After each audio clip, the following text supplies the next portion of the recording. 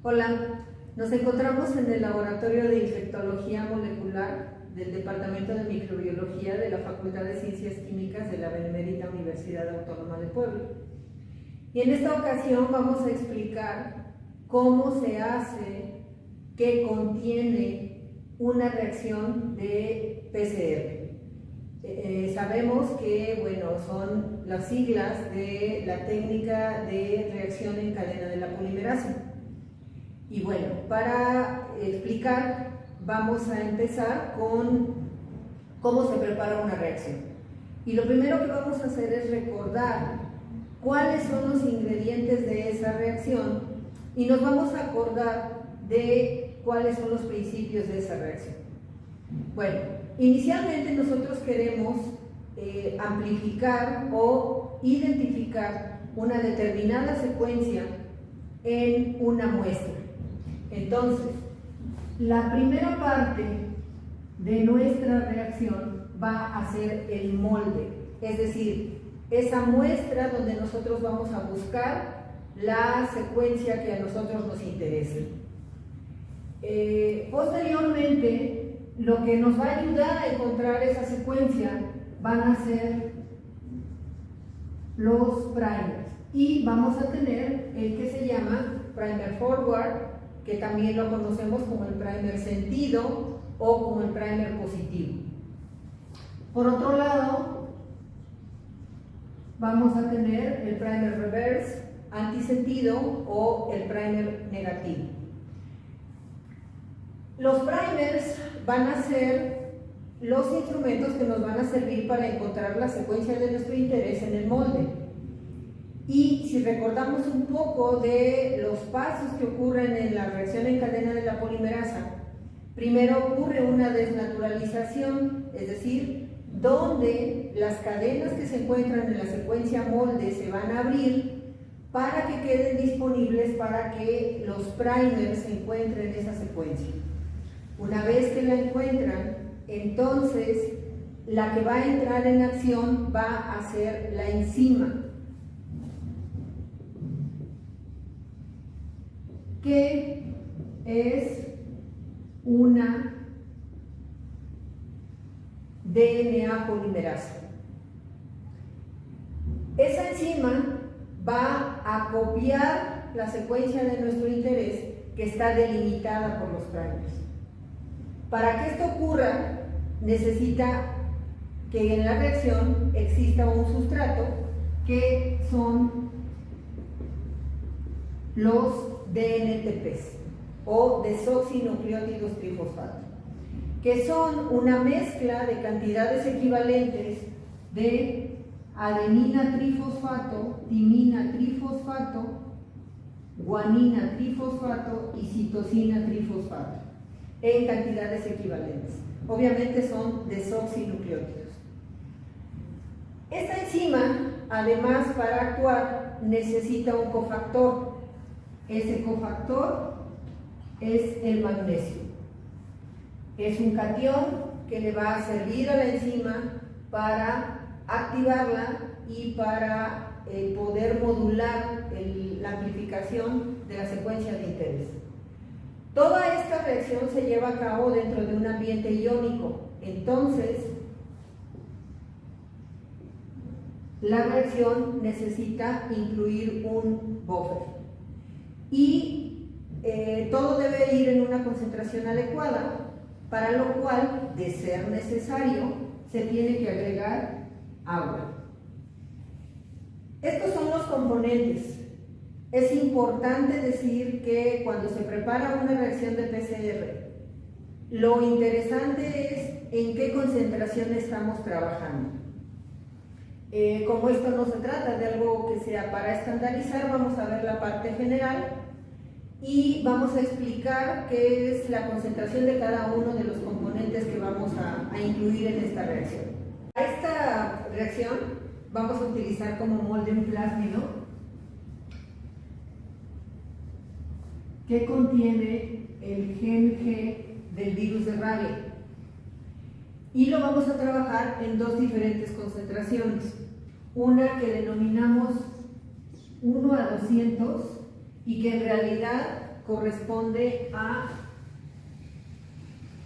500 picogramos por microlitro de solución, y la otra muestra es 1 a 500 de ese mismo plásmido, y esta corresponde a 200 picogramos por microlitro. Los primers que vamos a utilizar los hemos denominado como GLI1 y GLI2. GLI1 para el primer sentido, GLI2 para el primer antisentido, y ambos primers se encuentran a una concentración de 20 picomoles por microlitro.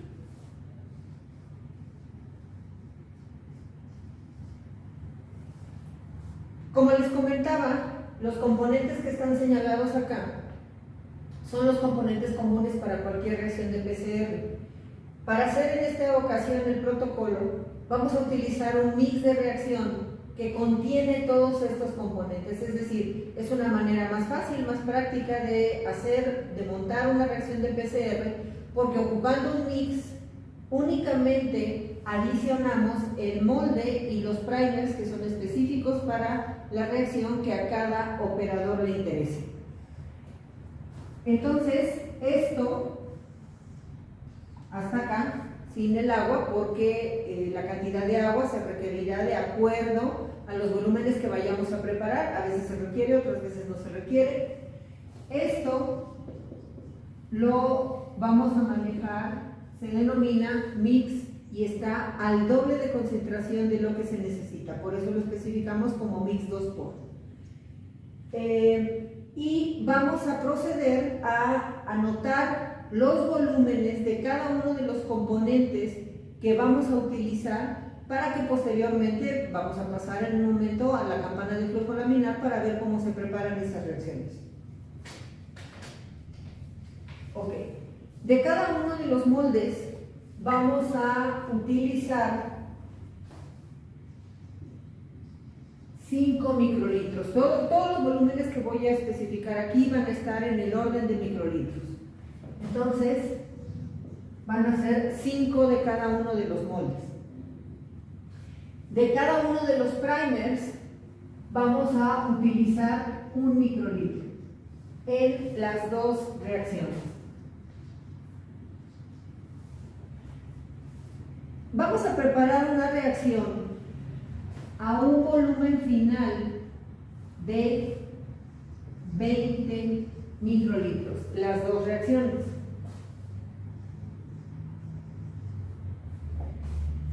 De tal manera que, como el mix está al doble de concentración de lo que se necesita, colocamos entonces la mitad del volumen final, es decir, 10 microlitros en cada una de las reacciones. Y si hacemos la suma, tenemos entonces 5 microlitros del molde, 1 de cada uno de los primers, son 7, más 10 microlitros del mix, entonces requerimos aforar con 3 microlitros de agua para cada una de las reacciones. Comentaba hace rato que, si bien estamos trabajando en volúmenes, lo que debemos tener presente son las concentraciones de los reactivos que estamos utilizando. En el caso de los primers, como estamos viendo que tenemos una concentración de 20 picomoles por microlitro, lo correcto es especificar que entonces estamos trabajando a una concentración de primers de 20 picomoles por reacción.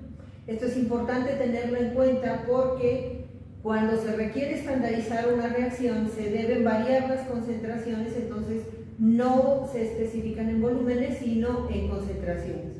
Para facilitar nada más la cuestión técnica de cómo hacerlo en esta ocasión, estamos refiriéndonos a volumen, pero hay que tener presente la concentración en la que se está trabajando. Y como conocemos la concentración del molde, entonces sabemos que si están aquí 500 picogramos por microlitro y le estamos colocando 5 microlitros, entonces en realidad en esta reacción vamos a colocar 2500 picogramos, mientras que en esta reacción vamos a colocar 1000 picogramos. Vamos a preparar las dos reacciones y posteriormente la meteremos al termociclador y haremos el posterior revelado para ver si tenemos alguna diferencia en cuanto a la concentración del molde. Esto es también importante porque cuando se va a amplificar de una determinada muestra, bueno, no sabemos exactamente si todas las muestras vamos a obtener un rendimiento adecuado, si van a estar todas en la misma concentración. Entonces es importante determinar la concentración de las muestras. Eso lo mostraremos en algún próximo video, cómo se determinan las concentraciones. Pero una vez que yo conozco la concentración de la muestra, entonces establezco la concentración que voy a utilizar para preparar cada reacción. Únicamente como una prueba y para ilustrar cómo vamos a preparar una reacción, estamos ocupando aquí dos diferentes moldes con dos diferentes concentraciones. Ahora que hacemos la suma, entonces tenemos que vamos a preparar una reacción con un volumen final de 20 microlitros.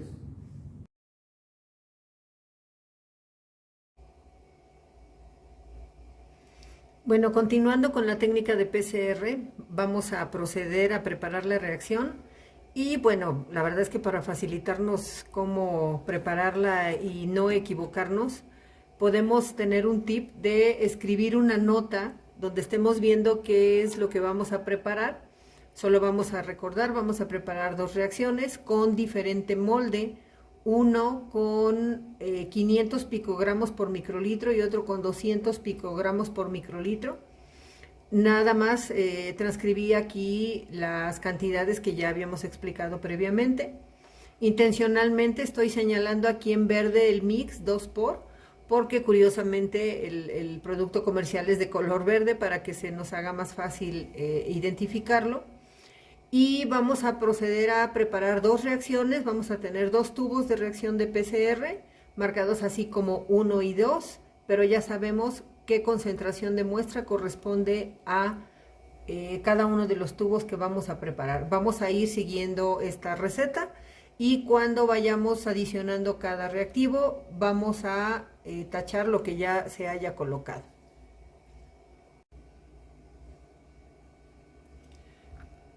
Voy a mostrar los componentes que vamos a utilizar. Aquí tenemos el molde que está 1 a 200, que sabemos que está a 500 picogramos. El otro molde que vamos a utilizar es el de 1 a 500. Vamos a usar también el mix. Podemos ver que es de color verde y está 2 veces concentrado de lo que se necesita. Los primers, aquí tenemos el GLI 1, podemos ver que está a 20 picomoles por microlitro. Y el GLI 2, que también está a 20 picomoles por microlitro.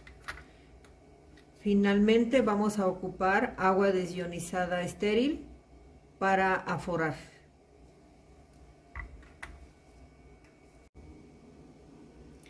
Ahora sí vamos a proceder a hacer la reacción. Es importante decir que los reactivos deben estar en condiciones de frío. Lo que tenemos aquí es un CryoBlock, que es un dispositivo que dentro contiene un gel refrigerante para mantener la temperatura baja para todas las condiciones de preparación de la reacción. Voy a empezar por adicionar el mix, que son 10 microlitros. Aquí, si podemos ver, están 10 microlitros. Y también cuando se está trabajando, únicamente se destapa el reactivo que se está utilizando.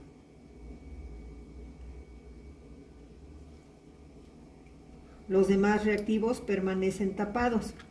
Tengo aquí los tubos de PCR. Aquí este es el que habíamos marcado como el 1. Y colocamos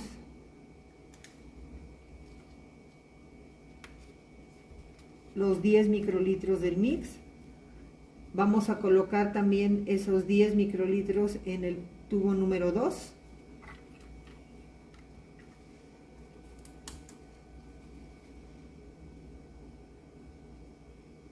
Y desechamos la punta.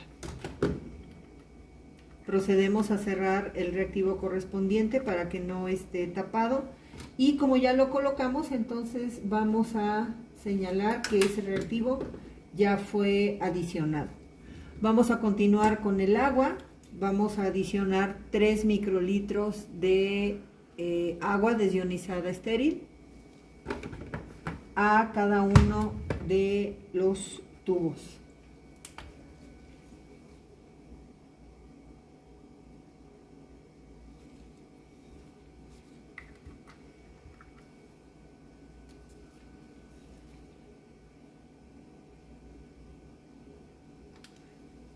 Desechamos esta punta. Hace un momento utilicé una misma punta para colocar en los dos tubos porque era el primer reactivo que se había adicionado, entonces el tubo estaba vacío, estaba limpio, por eso pude ocupar la misma punta. Pero cuando se preparan las reacciones siempre se utiliza solamente una punta por reactivo y para cada una de las muestras para evitar contaminaciones. Ya colocamos el agua. Entonces también señalamos que ese reactivo lo hemos adicionado y vamos a proceder a adicionar los primers. Vamos a adicionar 1 microlitro de cada uno de los primers. Este es un paso donde hay que tener un poco más de cuidado. Digo, todos los pasos son importantes, pero como son 2 primers y hay que adicionarlo a cada una de las muestras, hay que tener cuidado de que no nos falte un primer en alguna de las muestras. Entonces voy a adicionar el GLI-1 a la reacción número 1. Desecho la punta. Para no equivocarme, aquí sí lo señalo por reacción. Voy con el mismo GLI-1 para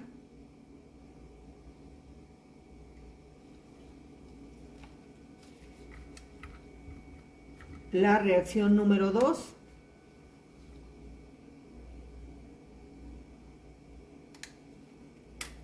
Y la desechamos.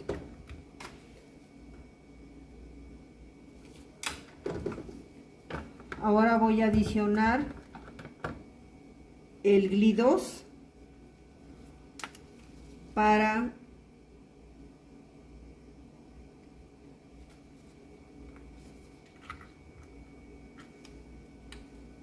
la reacción 1. Desechamos. Y nuevamente el GLI-2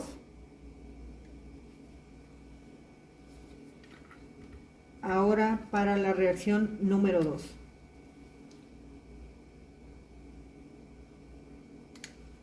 Y desechamos. Por último, vamos a adicionar el molde. Bueno, aquí vamos a marcar que ya adicionamos ese reactivo. Y vamos a adicionar 5 microlitros de cada uno de los dos moldes. Entonces graduamos la pipeta en 5 microlitros.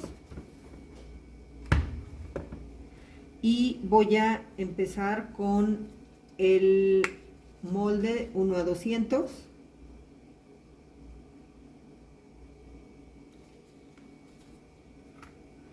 Para la reacción número 1.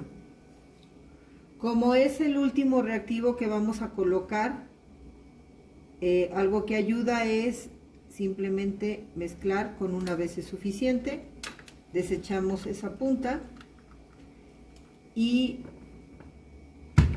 voy con el otro molde, también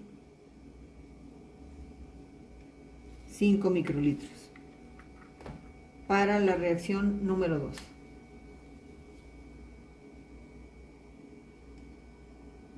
Mezclo, desecho la punta. Tenemos entonces nuestra reacción 1, nuestra reacción 2 y ya tienen adicionados cada uno de los reactivos que se necesitan para la reacción en total.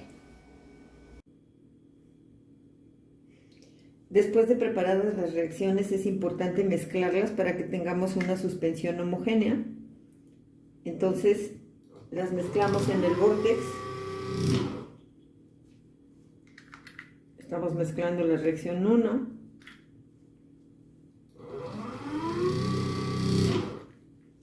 Mezclamos la reacción 2.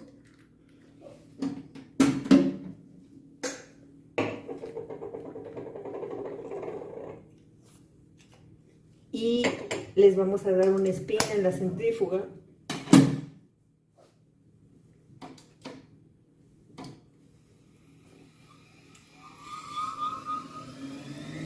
El spin consiste, podemos escuchar el sonido.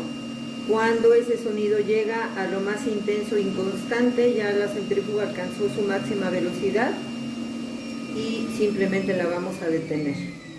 A esa velocidad, que aproximadamente son 14.000 Gs de esta centrífuga, de esta microcentrífuga, todos los componentes han bajado al fondo para que no quede nada en la superficie o en la tapa, y eso nos evite alguna contaminación, es decir, que toda esta parte quede limpia, las paredes queden limpias y adentro hasta el fondo ya estén todos los reactivos incorporados. Estamos listos entonces para llevar nuestras reacciones al termociclador. Bueno, ya vamos a meter las reacciones al termociclador. En el caso del termociclador que tenemos acá en microbiología, es el Master Cycler Gradient de la marca Eppendorf. Y lo primero que tenemos que hacer es prender el regulador. En este caso el regulador es un supresor de picos, que es específicamente para equipos de este tipo. Una vez que ya prendió, ahora procedemos a prender el termociclador. Y nos va a aparecer el menú principal en la pantalla. Lo primero que vamos a hacer, bueno, aquí tenemos para abrir el equipo, para tubos de tapa plana, para tubos de tapa cóncava y para placas de 96. Vamos a abrir el equipo y vamos a colocar las reacciones. En este caso, bueno, las vamos a colocar aquí en la fila C, los pozos 1 y 2. Y como podemos observar, aquí tenemos la placa del termociclador. Tiene para tubos pequeños, como el que estamos ocupando, de 200 microlitros, y para tubos más grandes, que son de 500 microlitros, o bien para poder meter toda una placa de 96 tubos. Vamos a bajar la tapa y cerramos aquí en el tubo de tapa plana, porque es el tipo de tubo que nosotros utilizamos. Y aquí vamos a ver el menú principal que está en la pantalla. En este caso está sombreado aquí iniciar, es lo que vamos a hacer. Vamos a iniciar. Nos va a salir un programa. En este caso está sombreado el de GLI 736, que es precisamente el que vamos a utilizar para este protocolo de PCR, que fue la que preparamos. Le vamos a dar Enter y el programa nos dice que si es un tubo de punto 2, le damos Enter y nos pide el volumen, en este caso 20 microlitros. Ya lo tiene por default el equipo. Obviamente, si nosotros preparáramos una reacción a diferente volumen, tendríamos que ajustar el volumen, y podemos observar cómo el programa ya inició. Este equipo tiene la opción de que si le presionamos esta tecla de opción, vamos a observar aquí que me va a salir un tiempo. En este caso dice 2 horas 9 minutos. Ese es el tiempo que se lleva este protocolo en particular, y entonces ese tiempo lo podemos dejar ahí, esperar a que termine, y después venimos a sacar los tubos para hacer el revelado mediante la respectiva electroforesis.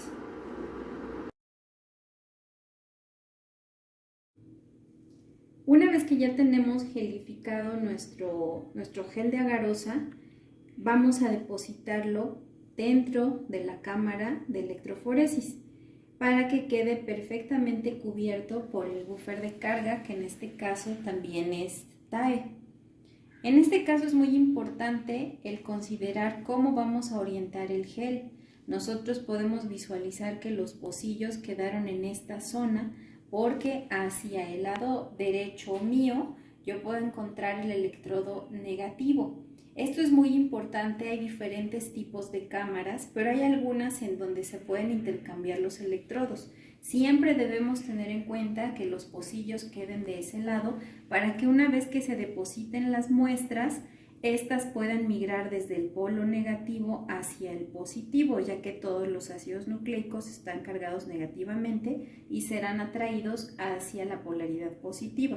Si nosotros lo hiciéramos al revés y volteáramos el gel y nuestros pocillos y por lo tanto las muestras quedaran orientadas del lado del polo positivo, de todas maneras migrarían nuestras muestras hacia el polo positivo. Quiere decir que quedaría muy reducido el espacio para que lograran migrar y terminarían por salirse del soporte y perderíamos así toda nuestra muestra.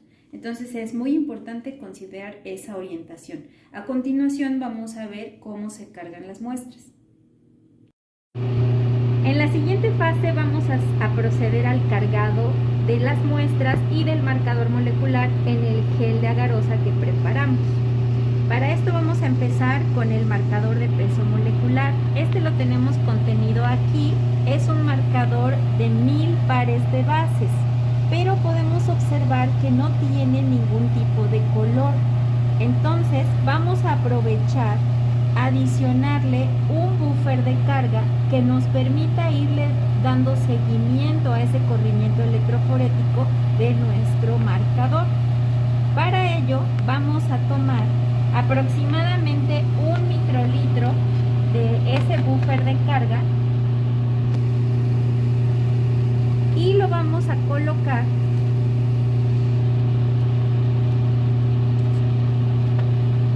en una cinta testigo.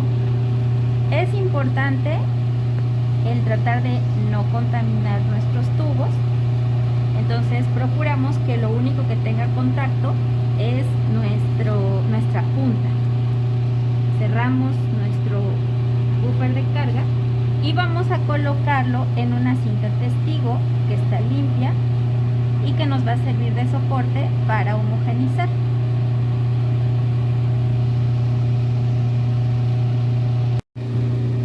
Una vez que ya hemos colocado nuestro buffer de carga, vamos a desechar esa punta y vamos a tomar ahora otra micropipeta que nos permita medir 3 microlitros del marcador de peso molecular que nosotros vamos a trabajar.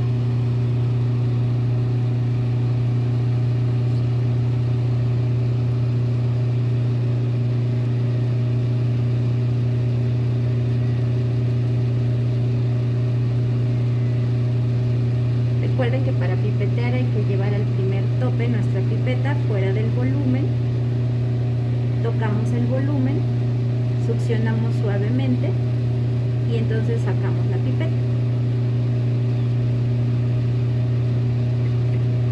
Este volumen lo vamos a homogenizar con el buffer de carga que hemos colocado previamente en la cinta testigo. Para ello, ahora llevamos hasta el segundo tope nuestra pipeta, nos separamos de esa burbuja o de esa gota y soltamos el pivote de la micropipeta. Para homogenizar vamos a llevar nuevamente al primer tope nuestra pipeta y nos acercamos a la gotícula.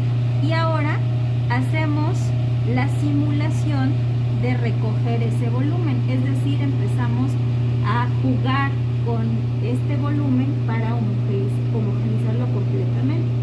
Esto lo hacemos varias veces y cuando estamos seguros de que ya está homogéneo, entonces volvemos a llevar hasta nuestro segundo tope la pipeta para depositar todo el volumen, nos alejamos bajamos de esa gotícula y soltamos el pivote de nuestra pipeta. Para poder recoger ese volumen, pues tenemos los 3 microlitros de nuestro marcador más aproximadamente 1 mililitro del buffer de carga. Entonces tendríamos que aumentar ahora el volumen en nuestra micropipeta. Esto no tiene que ser completamente exacto, entonces lo vamos a hacer aquí mismo. Le vamos a aumentar el volumen hasta unos 4, 4.5 microlitros para que nos asegure que ahora vamos a recoger todo este volumen contenido en la cinta testigo. Nuevamente llevamos al primer tope la pipeta, tocamos hasta la superficie esta cinta testigo y empezamos a recoger suavemente este volumen. Nos cercioramos de que todo ese volumen esté contenido en la punta y eso es lo que vamos a cargar en nuestro gel de agarosa. Ahora vamos a proceder al cargado de nuestro marcador de peso molecular, que son 3 microlitros lo que vamos a colocar en el primer pocillo que tenemos en nuestro gel. Para eso es muy importante que utilicemos una superficie oscura para que nos permita visualizar en dónde está localizado ese pocillo. Si no, puede ser un poco complicado. Es lo que vamos a hacer a continuación, pero también es importante considerar que si hay un pequeño volumen de aire que esté contenido en la punta, debemos nosotros primero de procurar llevar ese volumen de nuestro marcador hacia la punta y entonces ya proceder a colocarlo en el pocillo. Para poder hacer el cargado de geles debemos de tomar la pipeta de una forma firme. Podríamos auxiliarnos con nuestro segundo brazo para apoyarnos sobre la mesa y una vez ubicado el pocillo, introducimos lo suficiente nuestra punta para ubicar el gel. Ahí yo lo muevo ligeramente y veo que estoy dentro del pocillo. No debe de introducirse demasiado la punta porque podríamos perforar el pozo. Cuando ya estamos dentro del pozo, empezamos a dispensar el volumen. Progresivamente vamos sacando la punta suavemente. Llegamos hasta el segundo tope y sin soltar el pivote sacamos la punta. Una vez fuera del volumen, entonces ya podemos soltar el pivote de la punta y queda contenido perfectamente nuestro volumen de marcador en el pocillo número 1. Una vez que ya tenemos en el primer pocillo el marcador de peso, es mucho más fácil visualizar el resto de los pocillos. En este caso, la muestra que tengo contenido en la punta es una de las muestras que se introdujeron en el corrimiento de PCR, en la reacción de PCR. Esta es la muestra número 1 y vamos a depositarla en el pocillo número 2. Esa muestra corresponde a una dilución 1:200 de nuestro molde. Igual que con el marcador de peso, tenemos que introducir nuestra punta lo suficiente, pero no al grado de perforar el pozo. Hay que tener controlado el pulso e ir dispensando suave y paulatinamente nuestra muestra conforme vamos sacando también la punta ligeramente del pocillo. Una vez que hemos dispensado todo el volumen llegando al segundo tope, sacamos la punta y entonces podemos soltar el pivote de la misma. Para proceder al corrimiento electroforético debemos cerciorarnos de que justamente los electrodos que vamos a colocar estén en la orientación correcta. Hacia el lado derecho tengo el electrodo negativo y hacia el lado izquierdo el positivo. Esto debe coincidir perfectamente con los electrodos o las entradas de estos en la cámara. Lo ajustamos bien. Evidentemente tiene también que estar perfectamente nivelado el sistema para que no corra chueco. Y ahora vamos a programar nuestra fuente de poder para que el voltaje llegue a 80.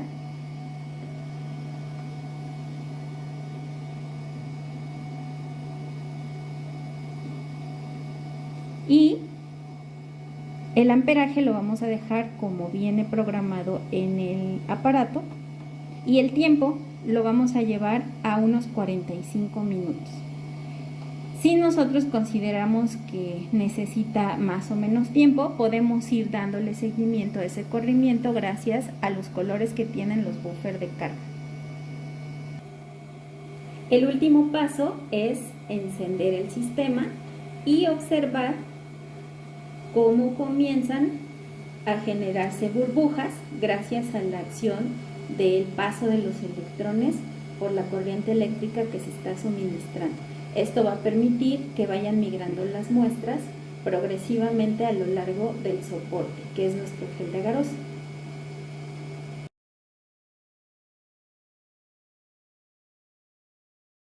Bueno, vamos a la última parte de la electroforesis de los productos de PCR. Recuerden que se cargaron los productos de la reacción en el gel y aquí estamos viendo ya la imagen del resultado. Bueno, y vamos a ir explicando qué es lo que hay en cada carril. En este carril, en el primero, tenemos el marcador de peso molecular. El marcador de peso molecular es una mezcla de fragmentos de ADN o de ARN, según sea el caso. En este caso estamos utilizando ADN. Y son de tamaño conocido. En la electroforesis, las bandas o los fragmentos de ADN de menor tamaño van a avanzar más distancia.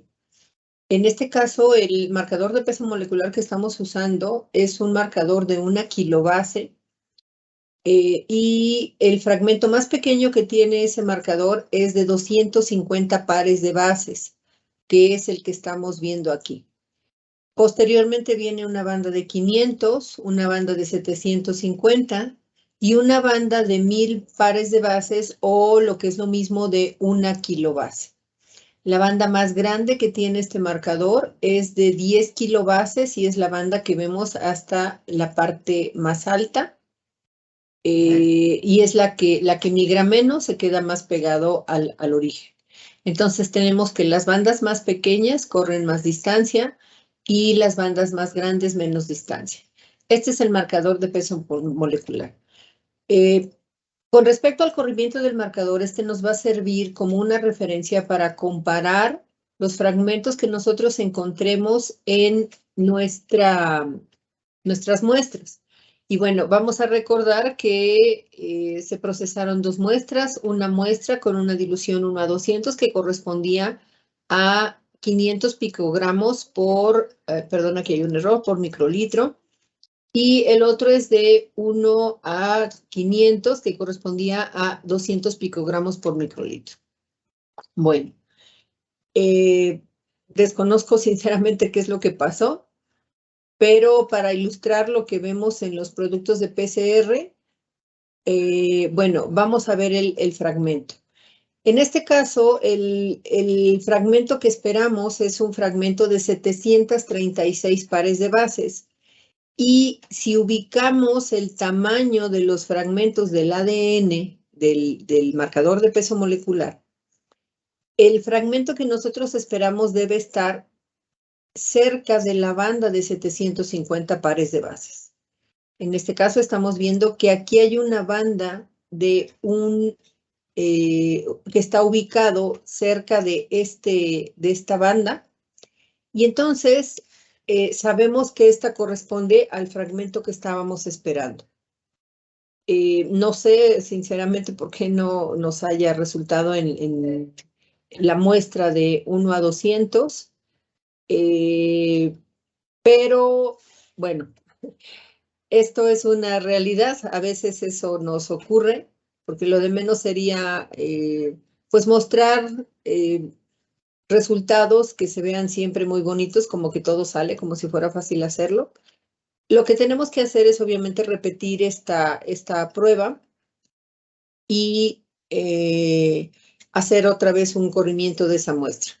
Pero para fines ilustrativos, que lo que queremos mostrar es el resultado de una PCR, bueno, aquí vemos que la muestra de 1:500, que tiene 200 picogramos, sí se logró amplificar. Entonces, estamos hablando de, aunque sea una pequeña cantidad en las muestras, sí podemos amplificar el resultado, amplificar el fragmento esperado.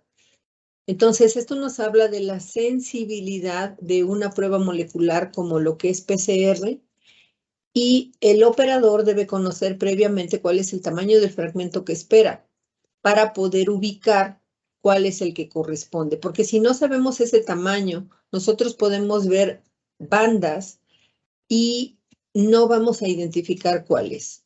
Hay que recordar que este gel tiene bromuro de tidio, se le agregó bromuro de tidio para poder teñir a los ácidos nucleicos. Y el bromuro de tidio es un agente intercalante que va a teñir el ácido nucleico donde sea que lo encuentre. Y es importante que el operador conozca previamente de qué tamaño espera sus fragmentos, porque si hay otro fragmento y desconoce qué es lo que espera, entonces puede haber una confusión ahí. Y precisamente aquí voy a aprovechar esto. Nosotros vemos que en este carril hay aquí otra banda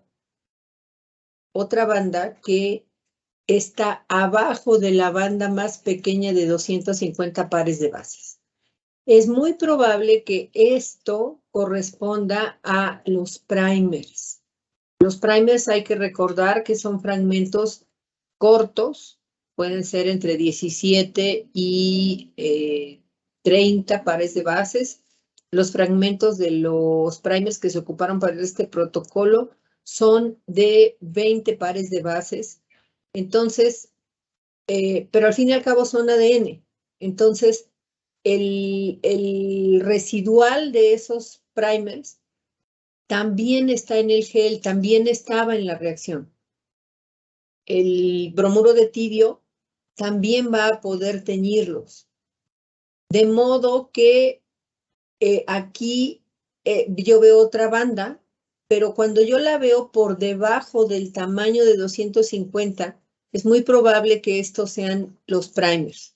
Por eso es importante que el operador sepa de qué tamaño espera el fragmento, porque si yo no lo supiera y veo aquí dos bandas, entonces, ¿cuál de las dos corresponde al fragmento de la secuencia que me interesa amplificar? Como conozco el tamaño y tengo como referencia el marcador de peso molecular, entonces sé que la banda que estoy viendo en este carril corresponde al fragmento esperado. La banda que esperaba era de 736 pares de bases y entonces está muy similar a la banda de referencia de 750. Y por lo mismo sé que aunque aquí hay una banda, esta no corresponde al fragmento esperado. Esta, por el tamaño, seguramente son los primers. Acá estamos viendo que también hay un manchón. Esto también debe corresponder a los primers. Pero, bueno, algo ocurrió en la reacción. Sin embargo, bueno, esto es parte de la realidad que podemos encontrar cuando hacemos una amplificación de productos. La electroforesis en gel de agarosa es la manera en que podemos visualizar los productos de amplificación de PCR de lo que se llama punto final. Es decir, que la reacción se prepara, se mete al termociclador y vamos a ver el producto final. No podemos ir siguiendo lo que pasa a lo largo de los ciclos porque solo es preparar la reacción y sacarla cuando termina todo el protocolo. Entonces, lo que visualizamos es el final del producto. Por eso se llama así, PCR de punto final, y la manera de visualizarlo es mediante electroforesis en gel de agarosa.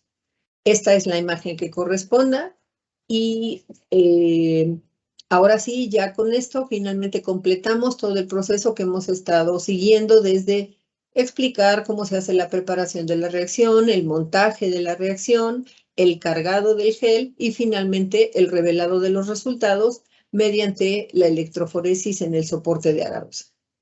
Bueno, espero que esto sirva para su formación y nos vemos en el siguiente video. Muchas gracias.